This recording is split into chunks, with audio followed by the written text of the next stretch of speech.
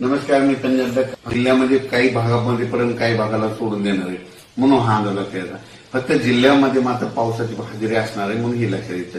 त्याच्यामध्ये सांगायचं झालं तर 24 आणि 25च्या दरम्यान म्हणजे धाराशिव लातूर जिल्ह्याकडे, त्याच्यानंतर परभणी जिल्ह्याकडे, त्याच्यानंतर नांदेड जिल्ह्याकडे या भागाकडे एक पाऊस असणार आहे. बीड जिल्ह्याकडे थोडाफार असणार आहे. म्हणजे सर्वदूर जिल्ह्यात पडणार नाही, फक्त काही भागामधून पडून जाईल म्हणून हा अंदाज लक्षायचा. म्हणजे सांगायचं झालं 26 जून पर्यंत असाच पाऊस राहणार आहे, विखुरलेल्या स्वरूपाचा राहणार आहे, सर्वदूर पडणार नाही म्हणून हे अंदाज लक्षात येतात.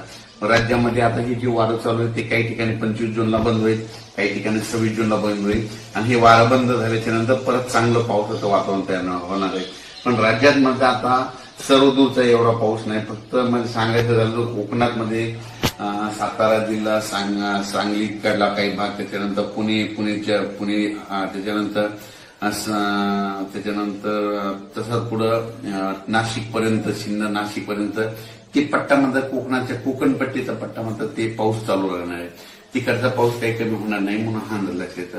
आणि राज्यात मात्र उर्वरित भागामध्ये मात्र आणि 23 मध्ये हे विदर्भाच्या इकडल्या पट्ट्यातच पाऊस पडणार. परत एकदा सांगतो, म्हणजे जळगाव जिल्हा, संभाजीनगर, त्याच्यानंतर जालना, बुलढाणा, त्याच्यानंतर अकोला, अमरावती, वाशिम, हिंगोली, त्याच्यानंतर यवतमाळ, अकोला आणि हे नांदेडचा असा ह्या पट्ट्यामध्ये असा पाऊस पडणार.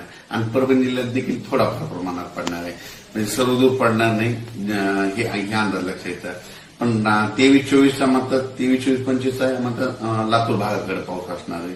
23-24-25 लातूर जिल्हा, त्याच्यानंतर धाराशिव, त्याच्यानंतर नांदेड, परभणी, बीड ह्या भागामध्ये 23-24च्या दरम्यान पाऊस असणार आहे.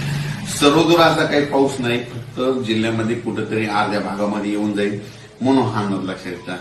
अचानक वातावरणात बदल झाला तर लगेच शेतकऱ्याला एक उद्या मेसेज दिला जाईल. धन्यवाद.